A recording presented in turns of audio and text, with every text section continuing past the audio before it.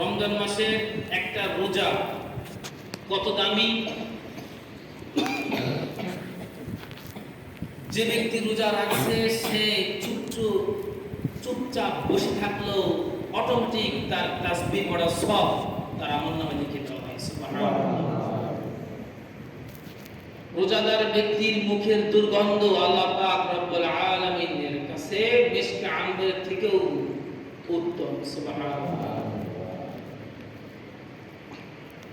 অনেকে বলতে পারেন হুজুর মিসওয়াক যারা করে, মিসওয়াক করার বিষয়টা হলো আলাদা। রোজা রাখতে হবে তিনটা নিয়তে, তিনটা কাজ যদি আমার আপনার হয় তাহলে এটাই রোজার পরিপূর্ণতা হাসিল হবে। এক নাম্বার হলো নিয়ত রাখতে হবে। বলেন কি রাখতে হবে? নিয়ত। সামনে রমজান মুবারক আসতেছে, নিয়ত রাখবো রমজানের 30টা রোজা যেন আমি রাখতে পারি, এই ইরাদা, এই সংকল্প নিজের মধ্যে, এই দৃঢ়তা রাখতে হবে। 2 নাম্বার, খানা পিনা পানাহার থেকে বেঁচে থাকতে হবে। খাওয়া দাওয়া থেকে সম্পূর্ণ টোটাল বেঁচে থাকতে হবে। সবে সাদেক হওয়ার পূর্বেই খানা শেষ করতে হবে। সবে সাদেক শুরু, এর 5 মিনিট আগে থেকে আপনার খানা দানা সব শেষ। কোন পর্যন্ত? সূর্য ডোবা পর্যন্ত। 2 নাম্বার। 3 নাম্বার হলো খায়সা কাজ থেকে বিরত থাকতে হবে। এটা স্বামী স্ত্রী হোক বা প্রত্যেকটা অঙ্গের খায়সা আছে না নাই? আওয়াজ করে বলেন, কথা সবাই বুঝতেছেন? তা কাউন্টার দেবেন। মানুষের প্রত্যেকটা অঙ্গের খায়সা আছে না নাই? বলতে ভাই চোখের খায়সা, জবানের খায়সা, অন্তরের খায়সা, সমস্ত অঙ্গের খায়সা থেকে বিরত থাকতে হবে। তাহলে এই 3টা জিনিস হলে আমার আপনার জন্য রোজা হয়ে যাবে। এখন এই খায়সা পূরণ করে, খায়সা থেকে বিরত থাকতে হলে আল্লাহ পাকের হুকুম আছে না নাই? নবীর তরিকা আছে না নাই? ক্লিয়ার? এইজন্য আল্লাহ পাক রব্বুল আলামিন আমার আপনার উপর রমজানের সিয়াম কে আল্লাহ তাআলা ফরজ করেছেন। শুধু যে আমার আপনার উপর ফরজ তা নয়, অতীতে যত পয়গম্বর, যত উম্মত আছে পূর্ববর্তী সকলের উপরেই সিয়াম ফরজ ছিল। সুবহানাল্লাহ। এই সিয়াম, এই রমজান মাস এত দামি মাস, শাহরুর রমাদান। আল্লাহ পাক রব্বুল আলামিন সমস্ত মুমিন বান্দাদেরকে বলেন এই রমজান মাস কত দামি, এই রমজান মাস এত দামি। শোনা রাখো মুসলমান, শাহরুর রমাদান আল্লাযী উনজিলা ফীহিল কুরআন, ফীহিল কুরআন হুদাল লিন-নাসি ওয়া বাইনাতিন মিনাল হুদা ওয়াল ফুরকান। এই মাসে আল্লাহ পাক রব্বুল আলামিন এই দামি কিতাব, দামি গ্রন্থ কুরআনুল কারীম নাযিল করেছেন। বলুন সুবহানাল্লাহ। আর আওয়াজ করে বলেন না সুবহানাল্লাহ। এই সেই রমজান মাস। নবীজি বলেন মান আদ্দা ফরিদাতান কানা কামান। ও মুসলমান, কান কানা করে শুনে রাখো, রমজান মাস এত দামি মাস, এত মহামান্বিত মাস, এত সম্মানিত মাস। পয়গম্বর সাল্লাল্লাহু আলাইহি বলে মান আদ্দা ফরিদাতান কানা কামান আদ্দা 70 ফরিদাতান ফিহি মান সিওয়া। ও বান্দা, তুমি এই মাসে একটা ফরজ আদায় করবা, ফরজ একটা ফরজ আদায় করবা, আমি আল্লাহ তোমার আমলনামায় 70টা ফরজের সওয়াব লিখে দেব। সুবহানাল্লাহ। একবার জবান খুলে অন্তর থেকে বলেন না সুবহানাল্লাহ। ফরজ নামাজ পড়বা, একটা ফরজ আদায় করবা, 70টা ফরজ আদায় করলে যেই পরিমাণ সওয়াব। শুনতেছেন? খেয়াল করে শুনতেছেন সবাই? ও বান্দা, তুমি নফল ইবাদত করবা, তোমার আমলনামায় আমি আল্লাহ এই মাসকে এত দামি মাস বলা হয়েছে, এত অফার দিয়েছে, এত সম্মানিত করেছে, এত ইবাদতের মানদণ্ড আল্লাহ তাআলা উচ্চ করেছে। একটা নফল ইবাদত করো বান্দা, তোমার আমলনামায় আমি ফরজের সওয়াব লিখে দেব। সুবহানাল্লাহ।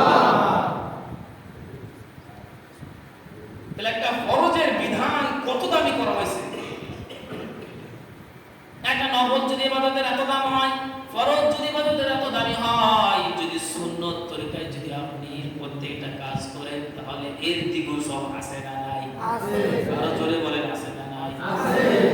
তাহলে আল্লাহ পাক রব্বুল আলামিন এই মাসটাকে রাখছেন হলো ইবাদত করার সবচেয়ে গিয়ারওয়ালা পাওয়ারওয়ালা ইবাদত করার এই মাস। আল্লাহ সুবহানাল্লাহ। কোন মাসে এরকম কোন সওয়াবের কথা লেখা আছে? আপনি আরবি পড়েন ওযু থাকা অবস্থায় বা ওযু রাখা অবস্থায় 10 গুণ বা 25 গুণ, কিন্তু ইবাদতের দিক দিয়ে বান্দার আমলনামা এত পরিমাণ দেওয়ার বাড়ানোর জন্য আল্লাহ পাক এই মাসটাকে রাখছেন রমজানুল মুবারক মাস। এখন এই রমজানুল মুবারকের যে সিয়াম, এই সিয়াম আমাদের জন্য রাখার দরকার আছে না নাই? আছে। আরো যারা আওয়াজ করেন রাখার দরকার আছে না নাই? আছে। আপনার ছেলে আগে যে 5টা রাখছে ওরে কবেন এখন 10টা রাখ। ছোট বাচ্চা যারা আছে এইভাবেই তো আস্তে আস্তে করে অভ্যাস করাতে হয়। আগে আপনার ছেলে 15টা রাখছে এখন কবেন 20টা রাখ, 25টা রাখ। এইভাবে তাকেও রোজা রাখার অভ্যাস করাবেন। কারণ রোজা রাখলে বান্দার সবচেয়ে উপকার হয়, মানুষের সবচেয়ে উপকার হয়, সবচেয়ে ফায়দা হয়। সুবহানাল্লাহ। 1 বছর খায়া যে শরীরে যে চর্বি, মানুষের শরীরে যে অতিরিক্ত কিছু থাকে না বলেন, থাকে না এইগুলো আল্লাহ তাআলা রোজার বরকতে আল্লাহ তাআলা মাফ করে দেন। সুবহানাল্লাহ। যদি কোনো মুসলমান একটা রোজা যদি ইচ্ছাকৃতভাবে ছেড়ে দেয়, ওজর নাই, সুস্থ শরীর, পেট ভালো, জবান ভালো, শরীরে হৃদপিণ্ড ভালো, সব ভালো, রোজা ছেড়ে দিয়েছে, তামাশা করছে রোজার সাথে, কি করছে বলেন? তামাশা করছে, ইচ্ছা করে রোজা ছেড়ে দিয়েছে। এই জন্য এই বিষয়ে নবীজি সাল্লাল্লাহু আলাইহি সাল্লাম স্বপ্নে যুগে দেখেন, খুব খেয়াল করে শুনবেন, স্বপ্নে যুগে নবীজি সাল্লাল্লাহু আলাইহি সাল্লাম দেখতেছেন দুইজন লোক এসে তাকে দুই বাহু ধরে স্বপ্নের ঘরে তাকে একটা পাহাড়ের সামনে নিয়ে গেছে। ওই পাহাড়টা এত বড় ছিল, ওই দুর্গম পাহাড়ের সামনে যাওয়ার পর নবীকে বলতেছে, ইয়া রাসূলুল্লাহ, ইয়া হাবিবাল্লাহ, আপনি এই দুর্গম পাহাড়ে ওঠেন। তখন নবীজি বলতেছেন, আমার দ্বারা সম্ভব নয়, এত উঁচু পাহাড়ে আমার ওঠা একেবারেই সম্ভব নয়। তখন ওই দুইজন বলতেছে, ইয়া রাসূলুল্লাহ, ইয়া হাবিবাল্লাহ, আপনি কোনো টেনশন করবেন না, আপনি কোনো চিন্তা করবেন না, আমরা দুইজন আছি, দুই বাহুতে ধরবো, আপনার জন্য ওঠা অনেক সহজ হয়ে যাবে। সুবহানাল্লাহ। স্বপ্নের ঘুরে দেখতেছে, স্বপ্নের মধ্যে দেখতেছে নবীজি সাল্লাল্লাহু আলাইহি সাল্লামকে দুইজন এইভাবে এই বাহু ধরে যেভাবে ধরে নিয়ে যেতেছে এক বিশাল পাহাড়ের, দুর্গম পাহাড়ের সামনে নিয়ে যাওয়ার পরে সেইখানে মাঝামাঝি যখন গেছে বিকট আওয়াজ শুনতেছে, চিৎকারের আওয়াজ শুনতেছে। নবীজি সাল্লাল্লাহু আলাইহি সাল্লাম বললেন, এটা কিসের আওয়াজ? ওই দুজন বললেন, ইয়া রাসূলুল্লাহ, এই আওয়াজগুলো হলো আপনার উম্মতের কিছু মানুষের জাহান্নামের আওয়াজ, জাহান্নামীদের আওয়াজ। কিসের আওয়াজ? তারপরে যখন দুজন নবীজিকে সামনে নিয়ে উঠালেন, উঠানোর পরে দেখতেছেন কিছু লোকের এই বাহু রানের মধ্যে শিকলের লোহার বেড়ি পরায়া, মাথাটা নিচ ফেলে রাখা, দুইটা পা উপর ফেলে উঠায়া, দুই গালের ভিতরে, খুব খেয়াল করে কল্পনা করে দেখেন যে মানুষগুলোর কি পরিমাণ কষ্ট হইতেছে। দুই গালের চোয়ালের ভিতর রড ঢুকায়া চিরা রক্ত পড়তেছে, আর রানের ভিতর লোহার শিক ঢুকায়া ওই চিকেন দেয় না, মুরগি কিছু চিকেন বানায়, এইরকম মনে করেন রক্তাক্ত অবস্থায় ঝোলা রাখছে, মাথা নিচে ফেলে পা উপর ফেলে। নবীজি সাল্লাল্লাহু আলাইহি ওয়াসাল্লাম জিজ্ঞাসা করতেছে, এরা কারা? এত পরিমাণ কষ্ট দেওয়া হইতেছে। তখন নবীজিকে বলতেছে, ইয়া রাসূলুল্লাহ, ইয়া হাবিবাল্লাহ, যারা সেহরি খাওয়ার পূর্বে যারা সেহরি খাইছে, সেহরি খাওয়ার পূর্বে যারা কি খাইছে? সেহরি খাইছে। সেহরি খাওয়ার সময় হয় নাই, সে আগেই খেয়ে ফেলছে, অর্থাৎ সে কি রাখে নাই? বুঝলেন না? কি রাখে নাই? রোজা রাখে নাই। কথা কন না, কি রাখে নাই? রোজার সাথে তামাশা করছে। কি করছে? মন চাইছে রোজা রাখছে, মন চাইছে রোজা রাখে নাই, তামাশা বানাইছে কি রোজা রেখে। এই জন্য যারা এই যে লাল কাপড় এবার বিভিন্ন পর্দা দিয়ে যারা এই যে ভিতরে যায় খান, এটা খুবই খুবই সাবধান, এদেরকে মনে করেন কথাগুলো খুবই সাবধান। তখন বলতেছিলেন যে এরা হলো আপনার উম্মতের ওই সমস্ত লোক যারা রোজা রাখে না, সুস্থ থাকা অবস্থায় তারা রোজার সাথে তামাশা করছে, রোজা ছেড়ে দিছে। এই জন্য মুহতারাম হাজিরিন, যাদের শরীর সুস্থ, আরে ভাই মাজুর হলে তো অবশ্যই আপনার জন্য ছাড় আছে, ছাড় যে একেবারে তা না, কিন্তু সুস্থ থাকা অবস্থায় মুসলমানের আওলাদ রোজা ছেড়ে দিবা। আবার অনেক আছে রোজা রাখার সময় দেখবেন রোজা ঠিকই রাখে, কিন্তু এই রোজা কামে রোজা হয় না। এই রোজা দ্বারা তার জাহান্নাম থেকে বাঁচার জন্য ঢাল শুরু, এই ঢাল শুরু সে রোজা হয় না। বলতে পারেন হুজুর এটা কেমন? রোজা রাখি ঠিকই, খাই না খাওয়ার কষ্টটা পায়, সোয়াব সে 1% সওয়াব পায় না। রোজা থাইকা গীবত করা যাবে না, রোজা থাইকা শিকায়ত করা যাবে না, রোজা থাইকা গীবত সমালোচনা গুনাহগার আছে না নাই, চোখের গুনাহ করা যাবে না। আপনার রোজা কিন্তু অটোমেটিক কমতে থাকবে, ডাইরেক্ট কমতে থাকবে, নষ্ট হয়ে যাবে। ওই রোজার ধারাই সম্ভব জাহান্নামের আগুন থেকে বাঁচানোর জন্য জাহান্নামের ঢাল শুরু হবে, যে রোজা আল্লাহ পাকের হুকুম আছে, নবীর তরিকা আছে। কথা বলা ঠিক কিনা? মুহতারাম হাজিরিন, যদি আমি আপনি এই রোজা থাকার যদি অভ্যাস করে নেই, তাহলে আমার আপনার প্রত্যেকটা অঙ্গের জন্য বৈজ্ঞানিক ভাষাও তারা ইজাজ করে পাইছে যে সারা বছর যে মানুষটা খাওয়ার পরে যে রোজা থাকে, মানুষের চর্বি, এই চর্বিগুলো আস্তে আস্তে কমতে থাকে। আর চর্বি মানুষের বেশি হলে ক্ষতি আছে না নাই? ক্ষতি বেশি আছে না? এই জন্য মুহতারাম হাজিরিন, রোজা রাখলে পেটের পাকস্থলী ভালো থাকে, রোজা থাকলে শরীরের শক্তি বাড়ে। মনে করেন না যে শরীরের শক্তি কমে যায়, না ভাই, শরীরের শক্তি বাড়ে। আপনি আল্লাহর জন্য এরকম হয়ে যান, আপনি আল্লাহর জন্য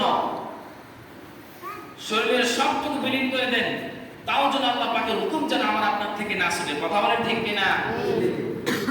মুহতারাম হাজিরিন, আরেকটা হাদিস আপনাদের সামনে পেশ করেছি।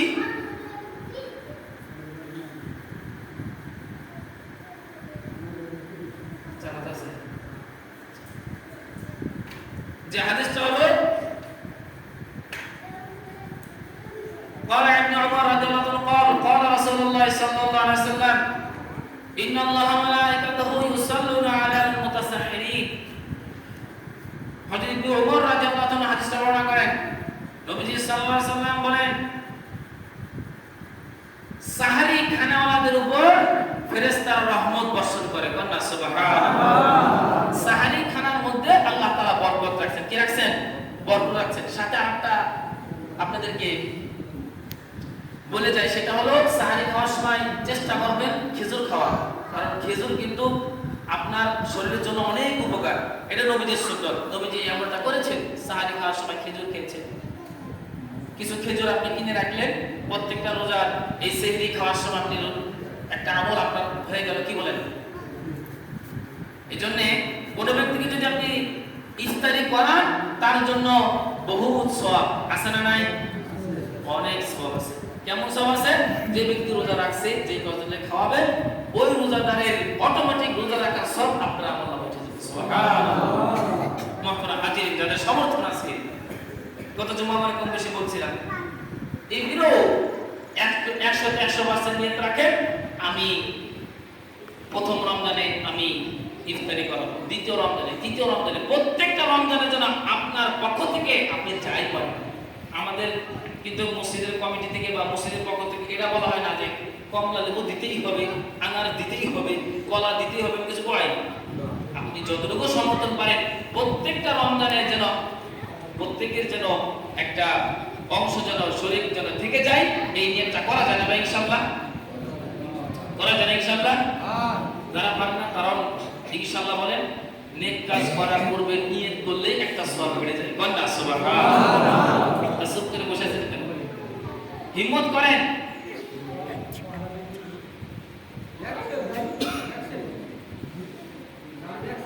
যার শুরু হলো তার শেষ হলো, ঠিক কিনা?